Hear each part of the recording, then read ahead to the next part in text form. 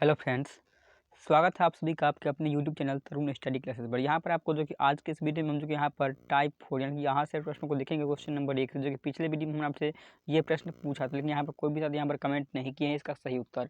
और आज के इस वीडियो में भी आपसे एक प्रश्न जो कि पूछा जाएगा वीडियो के एंड में, उसका सही उत्तर आपको कमेंट करके बताना है। दोस्तों यहाँ पर इस वीडियो को हम कंप्लीट देखिएगा। सारा प्रश्न बहुत ही ज़्यादा इंपॉर्टेंट है और ये प्रश्न कितनी बार एग्जाम में पूछा गया है तो आप यहाँ पर देख सकते हैं। सारे प्रश्न जो कि एसएससी के एग्जाम में पूछा गया है।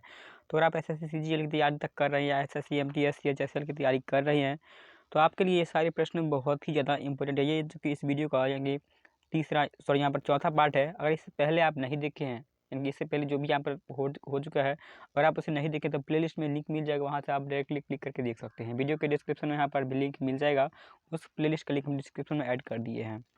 चलिए शुरू करते हैं आज के इस क्वेश्चन को और देखते हैं सबसे पहला क्वेश्चन। तो सबसे पहला प्रश्न जो कि आपके सामने यहाँ पर दिखाई दे रहा है, जो कि पिछले वीडियो में ये आप लोगों के लिए होमवर्क के तौर पर था और आप लोगों को कमेंट करने के लिए बताया गया था कि इस प्रश्न के बारे में आप आंसर कमेंट करिएगा। तो पहला प्रश्न आपके सामने है कि भारतीय नेपोलियन की उपाधि किसे दी गई है। दोस्तों भारतीय नेपोलियन किसे कहा जाता है ये तो मोस्टली लोगों को पता होगा, बट ये क्यों कहा जाता है ये नहीं पता होगा। और एसएससी के एग्जाम कई बार जो कि ये प्रश्न भी पूछ लिया गया है कि भारत को नेपोलियन के समुद्रगुप्त को कहा जाता है। ये आप सभी लोगों को लगभग पता होगा। चलिए आप जान लेते हैं कि भारत को नेपोलियन आखिर इसे क्यों कहा जाता है। तो याद रखिएगा, भारत का नेपोलियन समुद्रगुप्त को कहा जाता है। समुद्रगुप्त का शासनकाल कब से था तो याद रखिएगा कि 330 ईस्वी से लेकर और 380 ईस्वी तक। याद रखिएगा ये काफ़ी यानी कि 50 वर्षों तक इन्होंने शासन किया था। और ये चंद्रगुप्त प्रथम का उत्तराधिकारी था। याद रखिएगा, जिसने जो कि आर्यावर्त के 9 शासकों को, याद रखिएगा ये आर्यावर्त के 9 शासकों को और दक्षिणावर्त के 12 शासकों को कुल मिलाकर ये पराजित किया था। याद रखिएगा 21 शासकों को टोटल यहाँ पर पराजित किया था और इन्हीं विजयों के कारण जो कि भारत का नेपोलियन के नाम से ये विख्यात। याद रखिएगा भारत का नेपोलियन इन्हीं विजयों के कारण ये कहा गया था।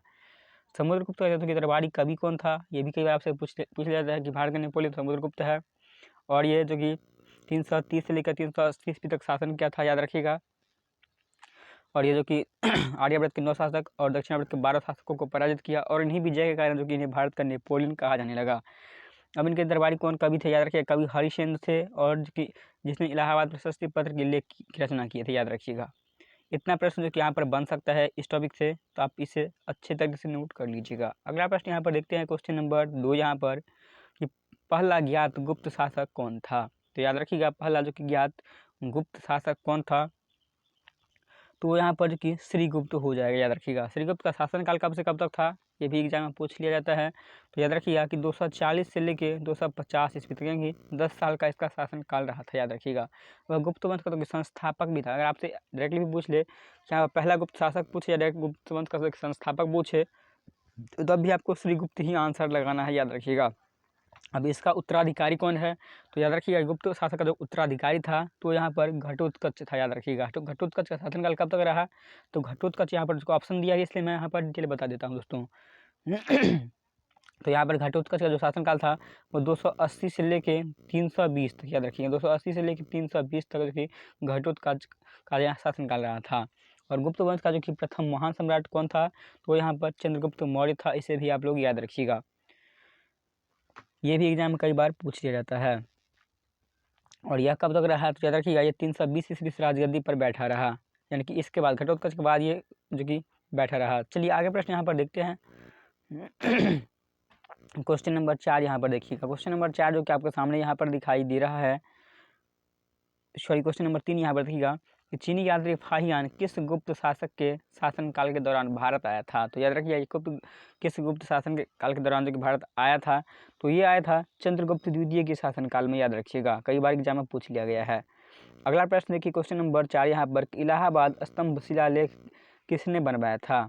तो याद रखिएगा इलाहाबाद स्तंभ शिलालेख किसने बनवाया था तो वो हरिसेन के द्वारा बनवाया गया था। अगला प्रश्न देखिए क्वेश्चन नंबर 5 यहाँ पर कि कवि कालिदास किसके राज कवि थे। तो याद रखिए कवि कालिदास तो थे वो किसके राज कवि थे तो वो चंद्रगुप्त विक्रमादित्य के राज कवि थे। याद रखिएगा। अगला देखिए क्वेश्चन नंबर 6 यहाँ पर कि राजा हर्ष ने हर्षवर्धन के बारे में आप पूछ रहा है कि राजा हर्ष ने अपनी राजधानी कहाँ से कहाँ पर स्थानांतरित किया था, यानी कि उन्होंने अपनी राजधानी में परिवर्तन किया था वो पहले कहाँ था और बाद में कहाँ पर कर दिया गया। इस तरह से दोनों प्रश्न आपसे एसएससी एक ही बार में पूछ लिया है। तो याद रखिएगा वो जो कि 7वीं शताब्दी में किया था। कहाँ पर? तो वो थानेश्वर पहले था और बाद में कन्नौज कर लिया, याद रखिएगा। कब किया था? तो ये 7वीं शताब्दी में, ये भी आप याद रखिएगा, हो सकता है एग्जाम में पूछ ले। चलिए आगे देखिए क्वेश्चन नंबर 7 यहाँ पर कि आर्यभट्ट और कालिदास किस गुप्त शासक के दरबार में रहते थे? तो याद रखिए, किस गुप्त शासक के दरबार में रहते थे? ये चंद्रगुप्त द्वितीय के दरबार में रहते थे।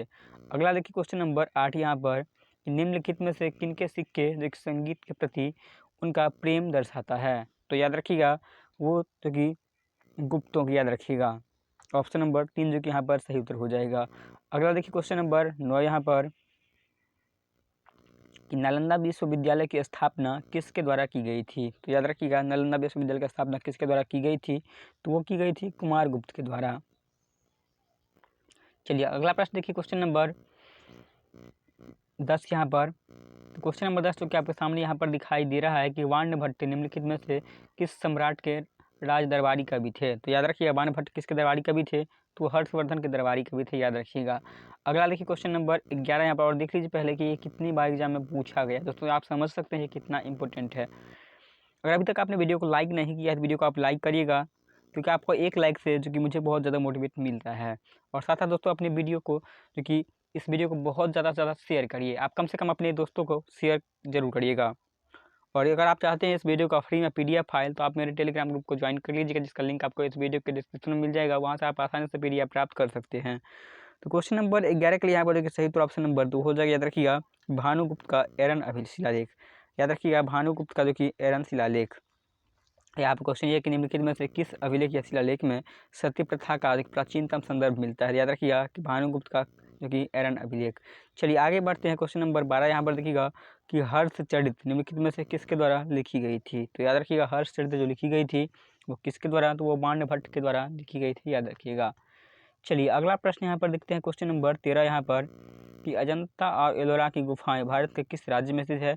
तो याद रखिएगा, लगभग क्वेश्चन आप लोगों को पता होगा और ये सारे प्रश्न बहुत ही ज़्यादा इंपॉर्टेंट है दोस्तों, याद रखिएगा।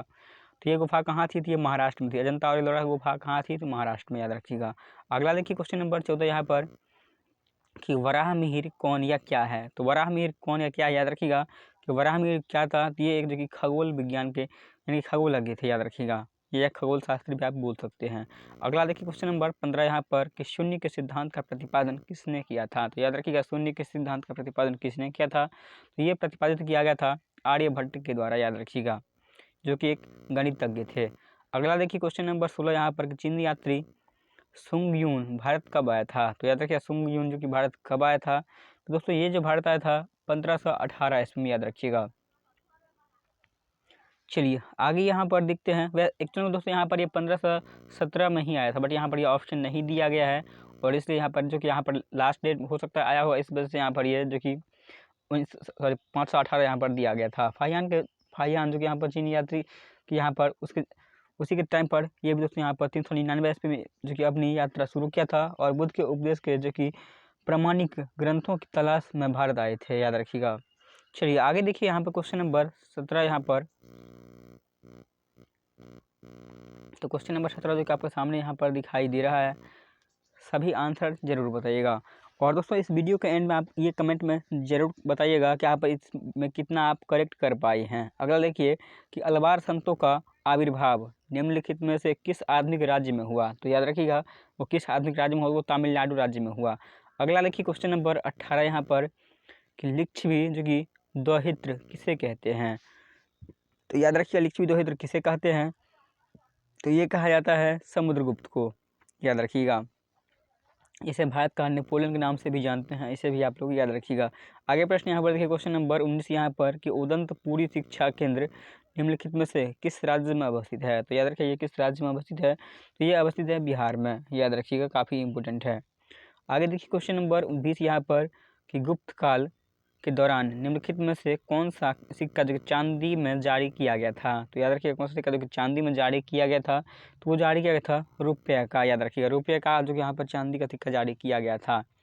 अगला देखिए क्वेश्चन नंबर 21 यहाँ पर कि हर्षवर्धन का समकालीन दक्षिण भारतीय शासक कौन था? दक्षिण भारतीय शासक कौन था हर्षवर्धन के समयकाल में? तो याद रखिए वो कौन, तो वो यहाँ पर थे पुलकेशिन द्वितीय, याद रखिएगा। इनका शासनकाल कब से कब तक रहा? तो याद रखिएगा इनका शासनकाल जो रहा था वो 606 ईस्वी से लेकर और 647 ईस्वी तक जो कि इनका शासनकाल रहा था, याद रखिएगा। चलिए यहाँ पे हर्षवर्धन का शासनकाल था, याद रखिएगा ये हर्षवर्धन का शासनकाल था। ये मैं अभी यहाँ पर आपको बता रहा हूँ, ये हर्षवर्धन का शासनकाल था। कब से कब तक? याद रखिएगा ये 6 से 600 लेके और 647 तक जो कि हर्षवर्धन का शासनकाल रहा था, याद रखिएगा। और उसके बाद पुलकेशिन द्वितीय आया, तो पुलकेशिन द्वितीय का शासनकाल कब तक रहा? कब से कब तक? याद रखिएगा ये 610 से लेके और 642 ईस्वी तक जो कि यहाँ पर इनका शासनकाल रहा था। और ऐसे दूसरे के जो कि समकालीन थे, और यहाँ पर ऐहोल जो अभिलेख के अनुसार चालुक्य वंश के जो कि शासक पुलकेशिन ने कन्नौज के शासक हर्षवर्धन को जो कि नर्मदा नदी के किनारे पराजित किया था, याद रखिएगा। और उसके बाद यहाँ पर ये शासन की बागडोर संभाली थी 610 ईस्वी से। आगे देखिए क्वेश्चन नंबर 22 यहाँ पर कि निम्नलिखित में से क्या राष्ट्रकूट का सर्वाधिक चिरस्थायी योगदान है? तो याद रखिएगा क्या जो चिरस्थायी योगदान है, तो यहाँ पर जैनवाद का संरक्षण था, याद रखिएगा। जैनवाद का संरक्षण, ऑप्शन नंबर 3 करेक्ट हो जाएगा। अगला देखिए क्वेश्चन नंबर यहाँ पर क्वेश्चन नंबर ये 22 था। 22 के लिए यहाँ पर जो कि सही उत्तर ऑप्शन नंबर 2 याद रखिएगा। यहाँ पर कन्नड़ काव्य के 3 कवि जो कि पंपा, पुन्ना और रन्ना तथा कैलाश मंदिर, याद रखिएगा। ऑप्शन नंबर 2 जो कि यहाँ पर करेक्ट आंसर हो जाएगा, इन्होंने इसमें योगदान दिया था, याद रखिएगा। अगला देखिए क्वेश्चन नंबर 23 यहाँ पर कि रवि कीर्ति जो एक जैन थे और जिन्होंने ऐहोल प्रशस्ति की रचना की थी को किसका संरक्षण प्राप्त हुआ था? तो याद रखिए इसका किसका संरक्षण प्राप्त हुआ था? इसे पुलकेशिन द्वितीय का संरक्षण प्राप्त हुआ था। अगला देखिए क्वेश्चन नंबर 24 यहाँ पर कि किसके शासन काल के दौरान अजंता की गुफाएं निर्मित की गई थी? तो याद रखिएगा अजंता की गुफाएं किसके साल निर्मित की गई थी? तो ये जो निर्मित हुआ था ये गुप्त काल में हुआ था, याद रखिएगा। अगला देखिए क्वेश्चन नंबर 25 यहाँ पर कि गुप्त शासकों 25 इस साइड होगा। तो क्वेश्चन नंबर 25 यहाँ पर आपके सामने दिखाई दे रहा है कि निम्नलिखित में से कौन सा शिलालेख जो कि प्रयाग प्रशस्ति के नाम से जानते हैं? तो प्रयाग प्रशस्ति के नाम से कौन से शिलालेख को जानते हैं? तो इलाहाबाद स्तंभ शिलालेख को जानते हैं, याद रखिए। इलाहाबाद के नाम जो कि यहाँ पर करंट में अब यहाँ पर प्रयागराज कर दिया गया है, याद रखिएगा। अगला देखिए क्वेश्चन नंबर 26 यहाँ पर कि प्राचीन भारत में प्राचीनतम बौद्ध विश्वविद्यालय का नाम बताइए। तो प्राचीन भारत में प्राचीनतम बौद्ध विश्वविद्यालय कौन सा है? तो याद रखिए तक्षशिला विश्वविद्यालय है। अब आपको कमेंट करके बताना है कि तक्षशिला विश्वविद्यालय का निर्माण किसने करवाया और कब करवाया। दोस्तों कमेंट में आप जितना ज़्यादा लिखेंगे तो उतना आपको क्वेश्चन याद जरूर हो जाएगा। अगर आपको ये जानकारी पता नहीं है तो आप यहाँ पर कहीं से भी सर्च करें, चाहे बुक से भी करें या आप गूगल से भी कर सकते हैं, लेकिन आप लिखिए जरूर। अगर आप लिख देते हैं तो वो क्वेश्चन आप कभी नहीं भूलेंगे। चलिए अगला देखिए क्वेश्चन नंबर 27 यहाँ पर कि द्वितीय पांड्यान साम्राज्य की भूमि माप का उल्लेख किस में किया गया है? तो याद रखिए किस में किया गया है? तो ये किया गया था थलवाईपुरम तांबे की प्लेटों से, याद रखिएगा। अगला देखिए क्वेश्चन नंबर 28 यहाँ पर कि गुप्त वंश का अंतिम शासक कौन था? तो गुप्त वंश का अंतिम शासक कौन था, याद रखिएगा। तो यहाँ पर विष्णुगुप्त था। अगला देखिए क्वेश्चन नंबर 29 यहाँ पर कि चालुक्य शासक पुलकेशिन की हर्षवर्धन पर विजय का वर्ष कौन था? यानी कि किस वर्ष वो विजय की प्राप्त किया था हर्षवर्धन के ऊपर? तो याद रखिए किस वर्ष प्राप्त हुआ था? तो ये हुआ था 618 ईस्वी में, याद रखिएगा। वो 617 में आया था और 618 में जो कि हर्षवर्धन पर विजय प्राप्त कर लिया था। चलिए आगे देखिए यहाँ पर, और ये SSC JEE के एग्जाम पूछा गया था 2018 के फर्स्ट शिफ्ट में, याद रखिएगा, काफ़ी इंपॉर्टेंट है। अगला देखिए क्वेश्चन नंबर 30 यहाँ पर कि महाराजा धीराज की उपाधि लेने वाला प्रथम गुप्त शासक कौन था? तो याद रखिएगा वो चंद्रगुप्त प्रथम था, और इससे ज़्यादा और बेहतर कौन हो सकता है दोस्तों। चलिए आगे देखिए क्वेश्चन नंबर 31 यहाँ पर कि कलिंग नरेश खारवेल का संबंध निम्नलिखित में से किस राजवंश से था? तो कलिंग नरेश खारवेल का संबंध किस राज्य से था? तो याद रखिएगा उनका संबंध जो कि महामेघवाहन वंश से था, याद रखिएगा। अगला देखिए क्वेश्चन नंबर 32 यहाँ पर, क्वेश्चन नंबर 32 जो कि आपके सामने यहाँ पर दिखाई दे रहा है। सभी कमेंट जरूर करिएगा कि आप लोगों को ये वीडियो कैसा लग रहा है। अगर आपको ये वीडियो पसंद आ रहा है और आपको इस तरीके का और भी कंटेंट चाहिए तो आप कमेंट में ज़रूर लिखिएगा। क्वेश्चन नंबर 32 यहाँ पर देखिए, हर्षवर्धन की वल्लभी विजय निम्नलिखित शिलालेखों में से किस में पाया गया है? तो याद रखिए वल्लभी विजय जो किस शिलालेख में पाया गया है?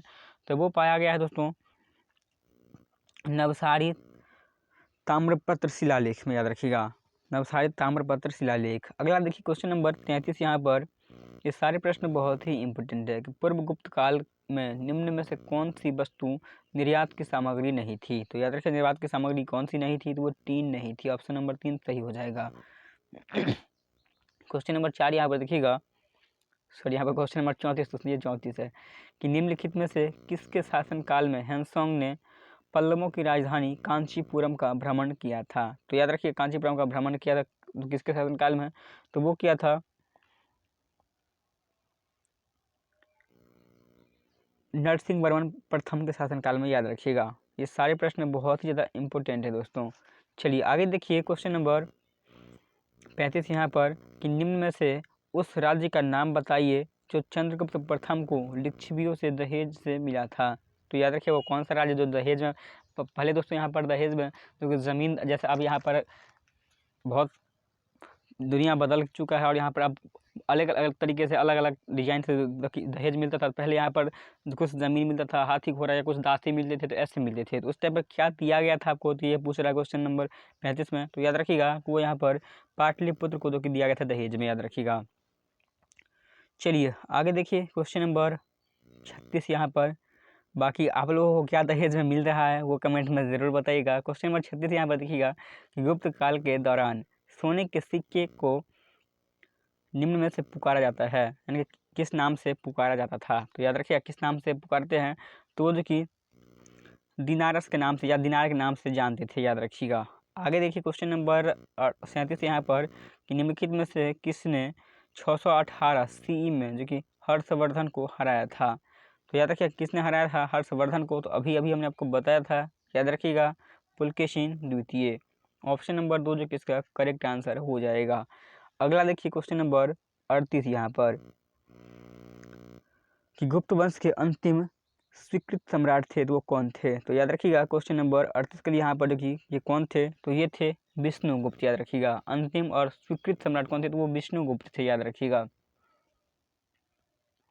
इसने कब तक शासन किया था, याद रखिएगा ये 335 से लेकर और 350 ईस्वी तक जो कि शासन किया था, याद रखिएगा। और यह जो कि ईस्वी के आसपास अपने पिता चंद्रगुप्त प्रथम की जगह ली और ये 375 सॉरी यहाँ पर ये इस ईस्वी में जो कि अपने पिता का स्थान अपना लिया था और 375 ईस्वी तक ये शासन किया था, याद रखिएगा। चलिए आगे देखते हैं क्वेश्चन नंबर 39 यहाँ पर।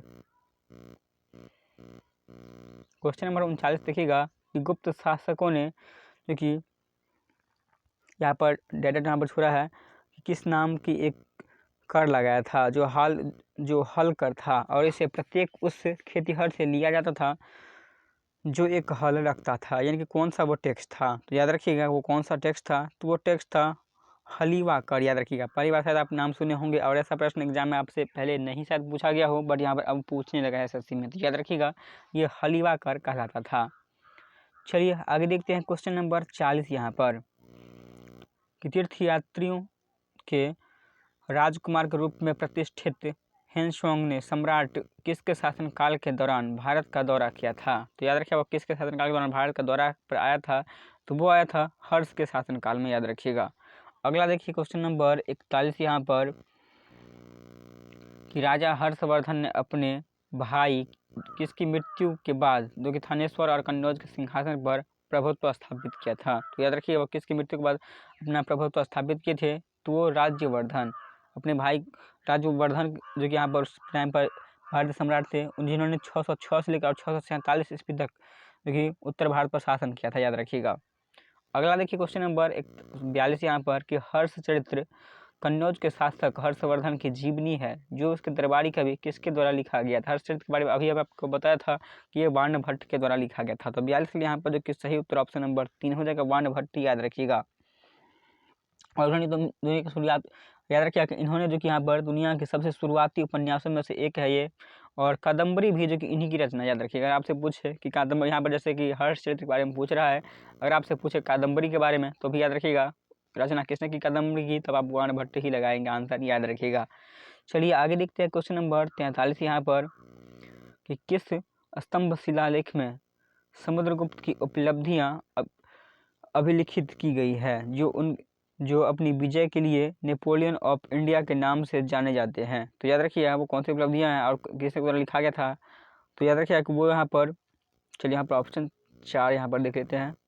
तो याद रखिए वो इलाहाबाद स्तंभ था, ऑप्शन नंबर 4 जो कि इसका करेक्ट आंसर हो जाएगा, याद रखिएगा। चलिए आगे देखते हैं क्वेश्चन नंबर 43 क्वेश्चन नंबर 44 यहाँ पर कि पुष्यभूति जिन्होंने थानेश्वर से शासन किया था वो किस राजवंश के संस्थापक थे? तो याद रखिएगा ये किस राजवंश के संस्थापक थे, तो ये वर्धन राज्यवंश के संस्थापक थे, याद रखिएगा। आगे देखिए क्वेश्चन नंबर 45 यहाँ पर कि प्राचीन भारत का एक जो कि महत्वपूर्ण बंदरगाह शहर था तो वो कौन था? तो क्वेश्चन नंबर 45 के लिए यहाँ पर जो कि करेक्ट आंसर ऑप्शन नंबर 1 हो जाएगा, इनकी ताम्रलिपि, याद रखिएगा। ऑप्शन नंबर 1 जो कि इसका करेक्ट आंसर हो जाएगा। आज का ये वीडियो आप लोगों को कैसा लगा कमेंट करके जरूर बताइएगा। अगर आपको ये वीडियो पसंद आया तो वीडियो को लाइक करिएगा, अपने दोस्तों में शेयर करिएगा। चैनल पर पहली बार विजिट कर रहे हैं तो चैनल को सब्सक्राइब करके और आने वाले बेल नोटिफिकेशन को भी ऑन कर लीजिएगा, जैसे कि सारी वीडियो की नोटिफिकेशन सबसे पहले आप तक पहुँच सके।